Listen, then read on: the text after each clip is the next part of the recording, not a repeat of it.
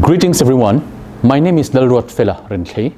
I am posted as curator at the Sri Krishna Science Center, Patna.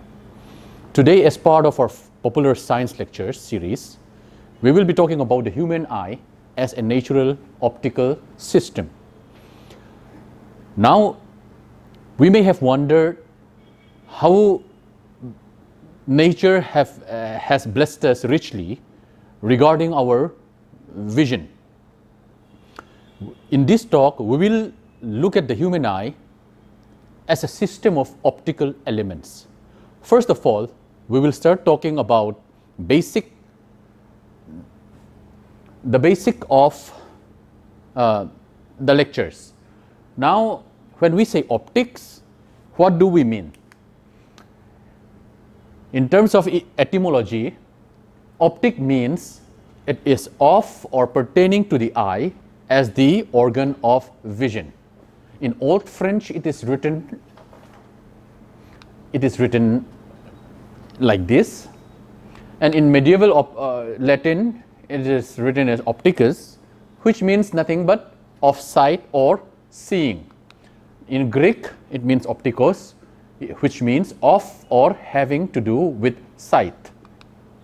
Or in general, when we say optics, we must understand that we are talking about something that we see or something related to vision.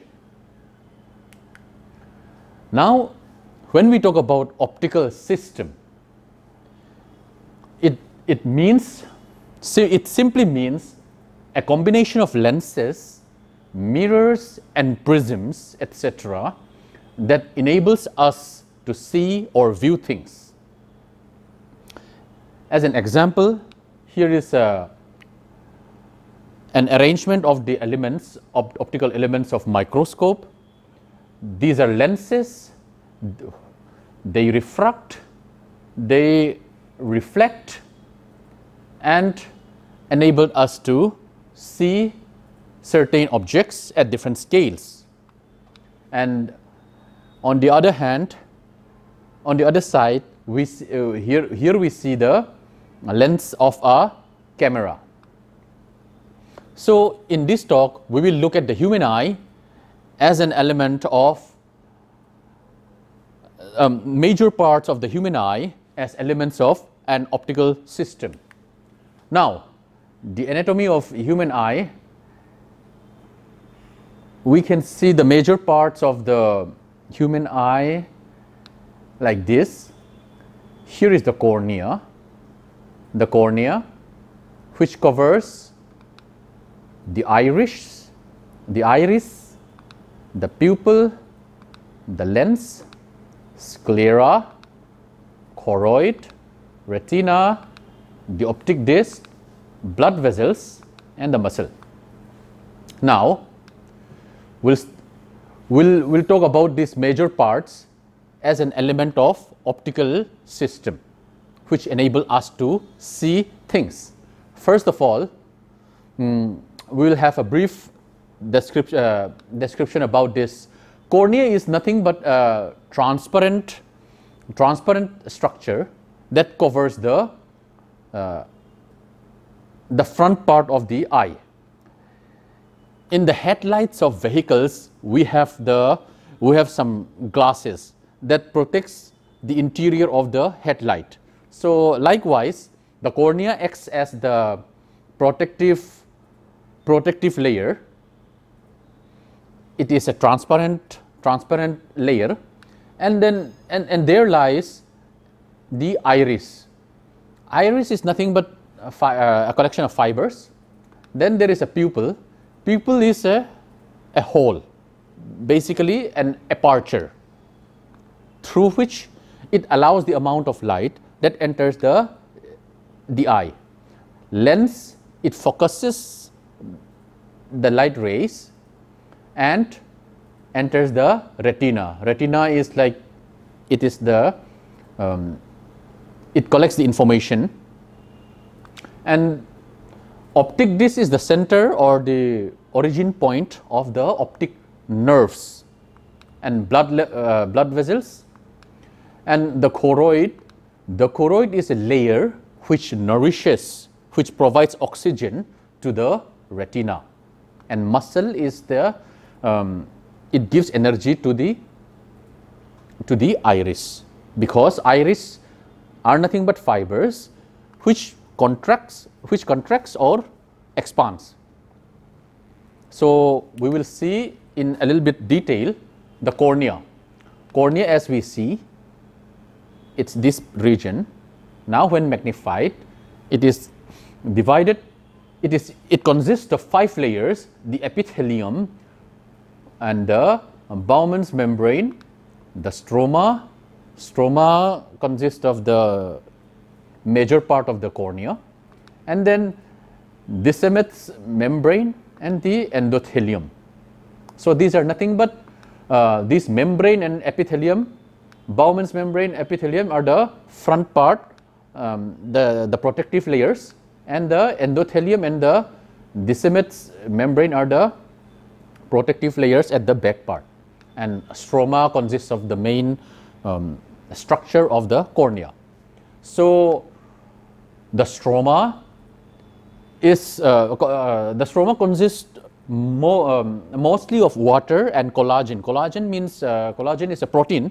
So they refract the light that enters the eye. So cornea, a clear and transparent window at the front of the eye covering the iris, the pupil, which is nothing but the aperture or the hole, and the anterior chamber, the inner part. It is the only transparent tissue in the human body with a thickness approximately of 0.52 millimeter centrally and 0.65 millimeter approximately peripherally, and its average horizontal diameter is about 12 millimeter. It offers 65 to 75% of the refractive power of the human eye, approximately 43 diopters, allowing transmission of light through it along with the lens to be focused onto the retina. So whatever we see using our eye is nothing but the refracted light that enters the cornea. So the lens also refract, and apart from that, around 65 to 75% of the light is refracted by the cornea, and that is mainly done by this layer called stroma, which consists of mainly of water and collagen. By significant absorbance of UV radiation, ultraviolet radiation, it protects the internal ocular structures from outside physical, chemical or microbial harmful disturbance. So the cornea, apart from refracting the light, it's one of the main functions is to protect the interior part of the eye. Now next is the iris and the pupil. Pupil is nothing but the hole, the aperture through which light will enter. So it controls the amount of light, whether if it contracts, if it shrinks, lesser amount of light will enter, and if it expands, more amount of light will enter. So that is done by the here normal diameter of the pupil. Normal diameter of the pupil in adults is 2 to 4 millimeter in bright light and 4 to 8 millimeter in the dark. The size of the pupil is controlled by involuntary contraction, means becoming small, and the dilation. Dilation means to become large, to become big. Dilation of the iris, the fibers, made of 2 layers of fibers. Iris is made up of 2 layers of fibers, radial fibers and sphincter fibers, in order to regulate the intensity of light entering the eye. This is known as the pupillary reflex. So one fiber is made for contraction and one fiber is made for dilation. And the sclera is nothing but the white part of the eye, which is acting as a protective wall, protective structure. It maintains the structure of the eye. So in terms of Optically, the sclera plays almost no role as an optical element, but it maintains the geometry, the geometrical structure, so and protects the other parts. Now these are the pictures of the iris, the pupil, and the cornea is transparent. So one more important thing is the iris is the colored part of the eye, which we have seen here. Here it's white, bluish white, and somewhere brownish, greenish will be there. So these are nothing but, I mean, the iris is the main organ or the main part of the eye, which gives rise to the color of our eyes. Now next is the lens. The lens the lens is used to focus the light that enters the cornea and the pupil and focus it on the retina. Retina collects the information. Now, when we talk about lens, the lens of our eye is convex in nature. So we'll just have a quick review of the image formation in a convex lens. Now, case 1, F, the focus is where the lens light coming from through the lens focuses, and 2F is the twice of the focal length. Now in case 1, when the object is beyond 2F, or we can say object is placed at infinity, the image will be formed between the focus and the twice of F. And case 2, when the object is at 2F, the image will be formed at 2F on the other side of the lens. Now case 3, when the object is placed between F and 2F, the image will be formed beyond 2F, twice of F, on the other side of the lens. Case 4, when object is at the focal point, there will be no image formed, and when the image is formed beyond, when the image is within the focal length, image will be formed behind the object. A virtual image will be formed here. So according to the formula, for F equals to 1, we have our U means the distance of the object, and V is the distance of the image. So as U is varied, the relationship between U and V can be seen like this. When F equals to this is for F equals to 1. So when U equals to F, for case 3, there will be no image. There is no V when U equals to F equals to 1. So here, when U is beyond greater than 2F, when U is greater than 2F, here F is 1, so greater than 2F. When U is greater than 2F, V becomes between F and 2F. So likewise, when U is less than F, V comes at the negative side, this side. So one thing that is worth to be noted is that in other cases, in the normal cases, the image form is inverted. Here, as an illustration, a simple illustration, here is a candle. This is the cornea, pupil, and the lens and the retina. The image formed is inverted. Now we can ask why we don't see inverted images. So we will get back to this at the end of the presentation. Now we talk about the retina. Retina, this is the layer which collects the information. So as we zoomed into this region, we see cones and rods. There are cones and rods. So the two types of photoreceptor cells, these are called, one is rod. Rod detects the motion, provide black and white vision, and function well in low light. So the rods, the rods are responsible for detecting the motion and the black and white vision. Now cones are responsible for the central vision and color vision, so they are color sensitive and perform best in medium and bright light. So color blindness, when we talk about color blindness, color blindness is a problem with the cones.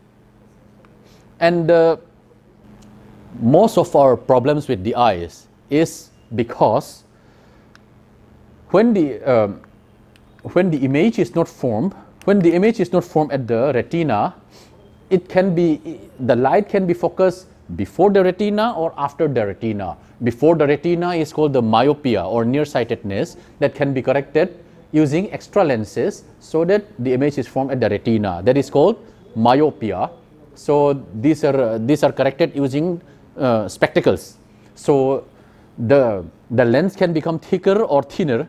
Thicker means it will focus short, it will have short focal length, and lens becoming thinner means it will have longer focal length. So that is corrected by additional lens. Now, having talked about the colors, we have to talk about the waves as well. So since light is an electromagnetic wave, so there are important parts of waves. One is the amplitude, that is the displacement from a mean position. Here we consider 0 as the mean position, and displacement from 0 is the displacement from the mean position. The maximum displacement is called the amplitude, and then the spread of the wave, which completes one cycle, is called the wavelength, and the number of wavelengths in one unit interval is called the frequency. So here I have mentioned arbitrary units. So this horizontal axis, if it is time, it is called, this is the time period and the frequency is this. Or in one cycle, in one unit of time, there are almost 2.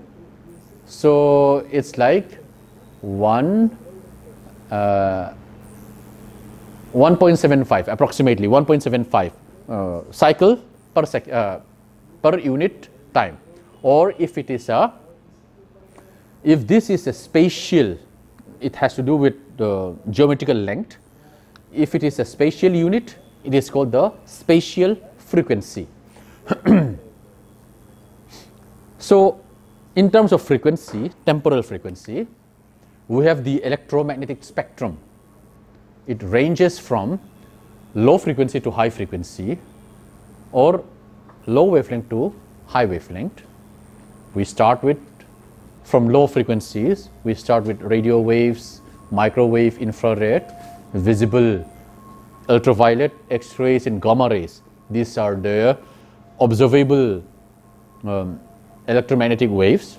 So just a small portion, which is called as the visible spectrum, is what we call as light, which ranges from 318 nanometers to 750 nanometers. So as is written here in this grand scheme of things, we are very much blind. That means what we can see is very, very less of all the observable electromagnetic waves. So the cones of our retina is sensitive to this part of the electromagnetic spectrum, and this range is the only electromagnetic waves that we call as light. Now, to conclude our presentation, we have some trivia about the human eye. some not very much necessary information. We actually see with our brain, not with our eyes. This is what is very, very important, because most of the organs of our eyes is nothing but elements of optical system, and which is processed by the optical nerves, which is sent to the brain. Our eyes function like a camera, capturing light and sending data back to the brain. And we see things upside down, as we have seen in the previous slide. We actually see things upside down because of the convex lens information. It is our brain which turns the image the right way up. A blink of an eye, a blink typically lasts 100 to 150 milliseconds. In a single second, it is possible to blink 5 times. Red eye in photos is caused by light from the flash bouncing off the capillaries in the eye. So in pictures, when we have red eyes, these are nothing but the lights that got reflected from the capillaries, the blood vessels of the eye. During a sight test, health conditions including diabetes and high blood pressure can be detected. So from the test of the sight of our eye test, one can detect diabetes, high blood pressures, etc. A fingerprint has 40 unique characteristics, while an iris, the fibers of our eye that gives color, has 256 unique characteristics. This is why retina scans are increasingly being used for security purposes. The human eye has a resolution analogous to a digital camera. It has a resolution of approximately 576 megapixels. So a good camera has approximately 12 megapixel or 20 something megapixels, but our eye as a digital camera is analogous to having 576 megapixels. That is the reason why when we see beautiful things with our naked eye and try to capture using camera, we always become a bit unsatisfied, because our eye itself captured more, has more resolution than any camera, any man-made camera. So we are very, very fortunate to have been blessed with a very good optical system as our eye. Thank you.